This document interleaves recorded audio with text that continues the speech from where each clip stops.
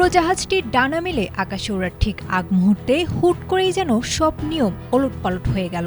কিছু মানুষের জেদ আর ক্ষমতার দাপটের কাছে কতটা সস্তা হতে পারে সাধারণ মানুষের সময় আর অধিকার, তা যেন আরও একবার প্রমাণ হলো ঢাকার বিমানবন্দরে। নিয়মনীতির তোয়াক্কা না করে এক কর্মকর্তার এমন কাণ্ড বর্তমানে দেশের এভিয়েশন খাতের নৈতিকতা নিয়ে বড় প্রশ্ন তুলে দিয়েছে।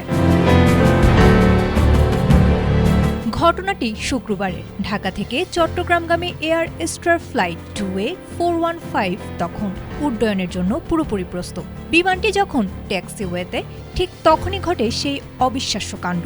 বিমানে থাকা সাধারণ যাত্রী ও বিমান বাংলাদেশের first officer Golam Rabbi Prince হুট করেই বিমান থেকে নেমে যাওয়ার জেদ ধরেন, কারণ তাড়াহুড়োয় তিনি বাসায় ফেলে এসেছেন বিয়ের শেরওয়ানি।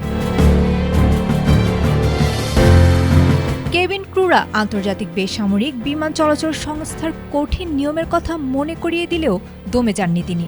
নিজের অফিসিয়াল আইডি কার্ড দেখিয়ে শুরু করেন হট্টগোল। এক পর্যায়ে ককপিটে গিয়ে নিজের প্রভাব খাটান।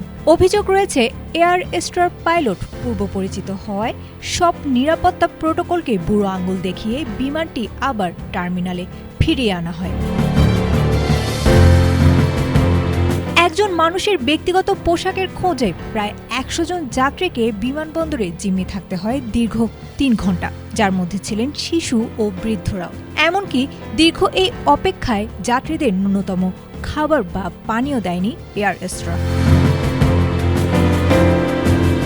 অবশেষে শেরওয়ানি আসার পর দুপুর 1টার দিকে বিমানটি চট্টগ্রামের উদ্দেশ্যে রওনা হয়। তবে এই ঘটনায় নড়েচড়ে বসেছে প্রশাসন। বেসামরিক বিমান পরিবহন ও পর্যটন মন্ত্রী আফরোজা খানম রিতা জানিয়েছেন, বিষয়টি অত্যন্ত গুরুতর এবং যাত্রী হয়রানির ক্ষেত্রে কোনো ছাড় দেওয়া হবে না। সংশ্লিষ্ট পাইলট ও দায়ী কর্মকর্তার বিরুদ্ধে তদন্ত করে দ্রুত কঠোর ব্যবস্থা নেয়ার আশ্বাস দিয়েছেন তিনি।